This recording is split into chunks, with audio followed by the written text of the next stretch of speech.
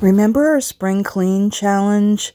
And I did the waterfall dresser in the Mojave kind of theme. Well, I have another waterfall, the Vanity, and I'm still thinking desert, inspired by that little inlay, and just taking a look and inspecting it. And it's not too bad. It has some veneer issues, so I'm anxious to get started.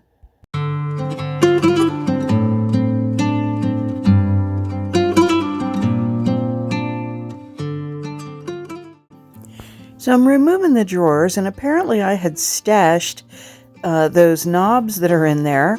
I got those at the Dollar Tree, those blue glass knobs. They're not going to go on this piece, but apparently I must have thought they were.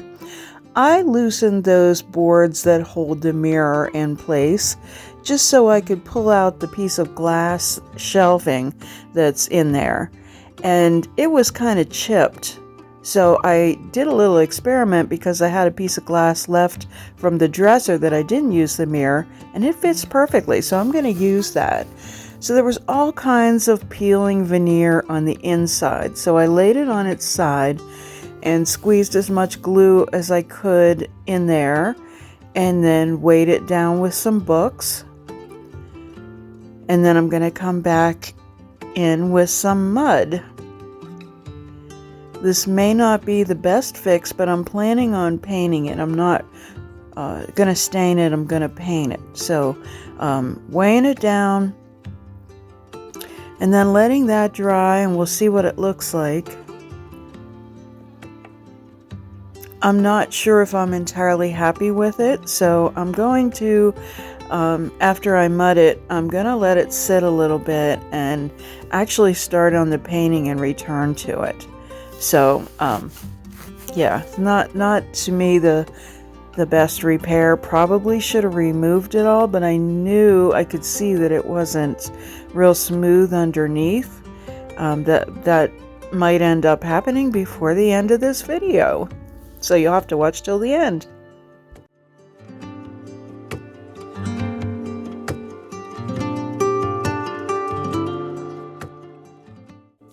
The dovetail on one side of the drawer was loose, so that's an easy fix with wood glue. So I'm just putting a generous amount of wood glue in there and then using some clamps and holding it in place while it dries.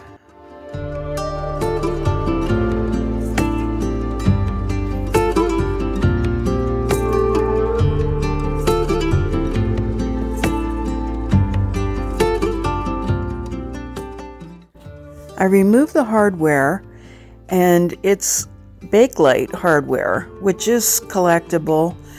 It's one of the earliest forms of plastic, and I always loved that kind of tortoiseshell look that the Bakelite had on the waterfall dressers. So after I clean the piece, I start on my sides. I know it's not completely ready for paint, but I'm ready for some paint. So you know me, I kind of work in sections. So I'm going to do a blend. And after I get this blend on its way, I'm going to show you a picture of my inspiration. But I'm using 3 different colors of silk. And the first one is called Umber. It's a really deep brown. Blending with silk or an all-in-one paint kind of has to be a speedy process. You want the paint to be wet. Typically, if you're blending with a chalk paint, you're going to be using a mister to keep the paint wet. This, not so much. You're just going to kind of keep the paint wet itself. You can use a little bit of mist with it, but if you work fast enough or in small enough areas, then you can mix the paint together without the benefit of the mister. So I'm kind of speeding up the parts where I'm working in the front and then just moving directly. So now I'm using the color Tide Pool, which to me is sort of like a minty green. And again, I'm getting the paint right up next to the umber color and keeping it wet. I'm only worrying about that line right now so that I can keep it wet. The all-in-one paint dries relatively quickly. That's why you want to work pretty fast with it. So now I'm using a neutral brush. So I'm using the Best Dang brush from Dixie Belle, which is really big and nice and soft. And I'm just going over that line and blending it together.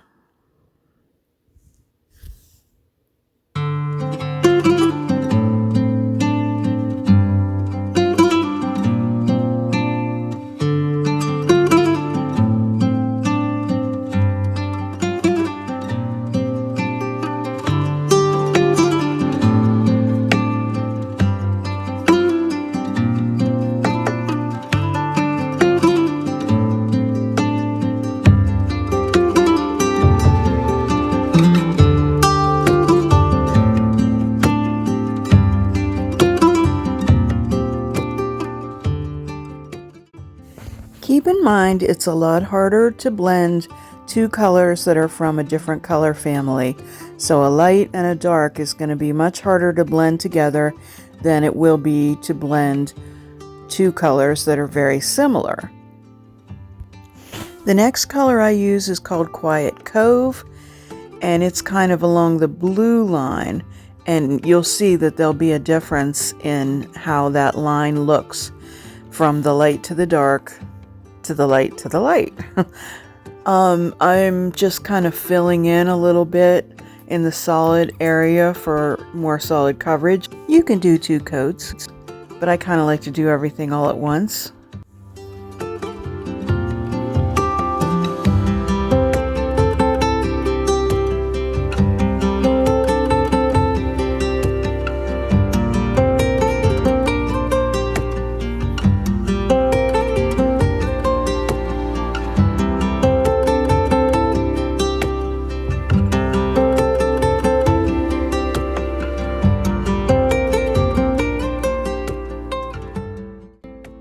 In comes the Bay Breeze, and again I'm keeping the paint where the lines meet wet with both colors.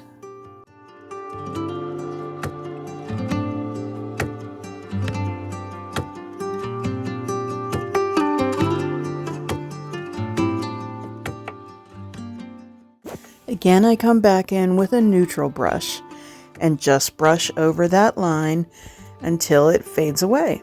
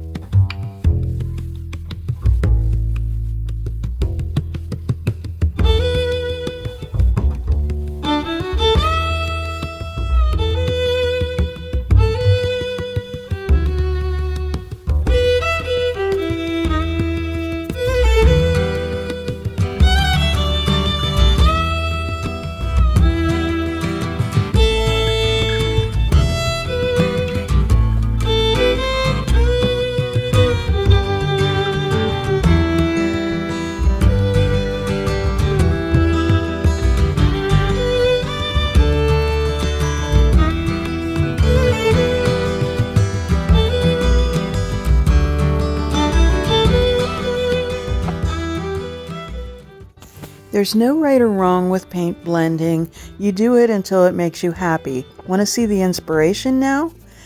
These photos, it's actually one photo that I kind of separated into 3 parts so you could see it in all its glory, is from my friend Jenn of Copper Cactus DIY, and she lives in Arizona. She captured this photo while out for a hike. So now you want to leave the drawers out, and this is where I'm leaving things for today.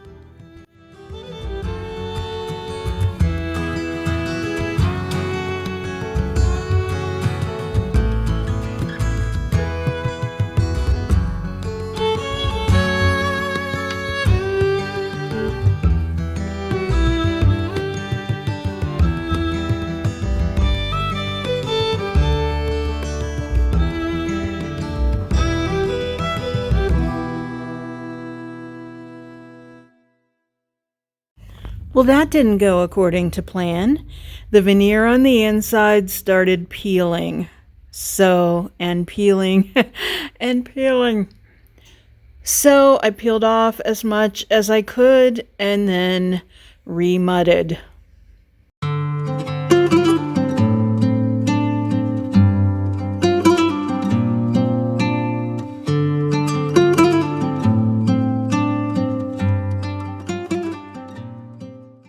With it being on the inside, I wasn't too concerned, but I want to get it smooth, so I'm just going to keep working on it. We're going to let it dry and see what happens next.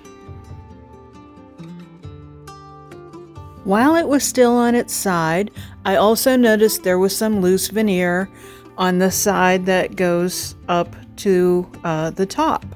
So I took that opportunity to do the same treatment here. I had tried to glue it down and it came up. So I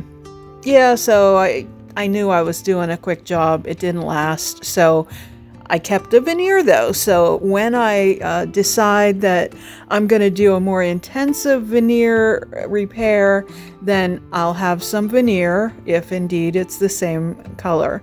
So I am going to just give you this disclaimer right here. I'm more of a here's what I do to make furniture pretty person as opposed to a full-on restoration person. That's not my thing. I have friends that do full restores and I admire them to no end, the time that it takes to do that. So again, this is just a channel about what I do. So right now I am putting some decoupage paper. This is a Dixie Belle Bells and Whistles paper called Desert Rose. And I'm just figuring out what size by folding. And one package gave me enough for all 4 drawers, and I thought it was perfect.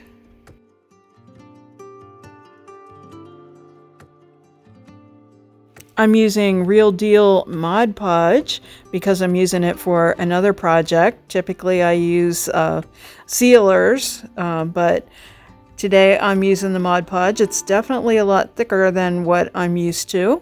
So that's why I just kind of poured it in, and I'm using a chip brush to spread it around.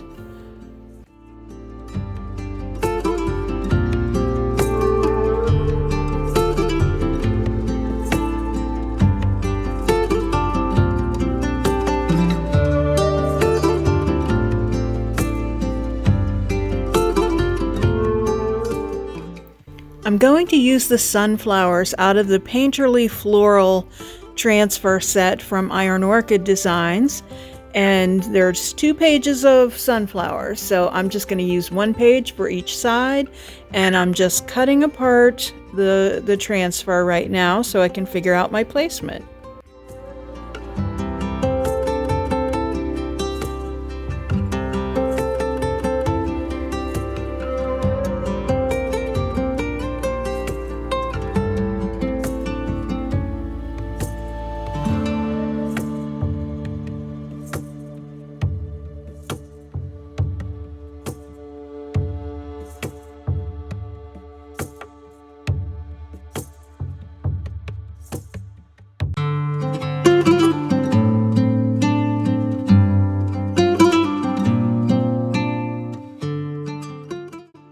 It's really easy to do this while the piece is on its side. I may or may not do that with the other side.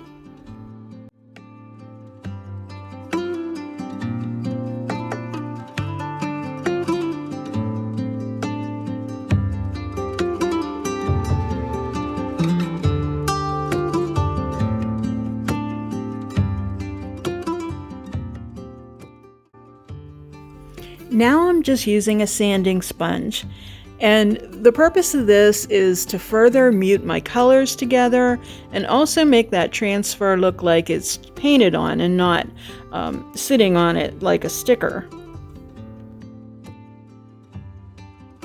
Next, I'm using some Easy Peasy spray wax from Dixie Belle, and this is a spray on wax, as you might have guessed from the title, and it's really easy to use, and I'm using it as sort of a float for some darker brown wax.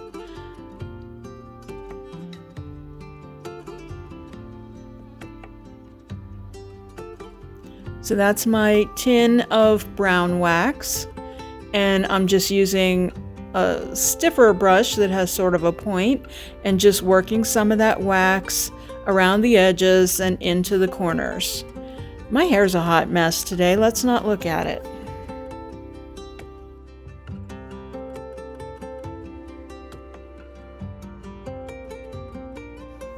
So I continue to spray along the front of it and apply the wax as well.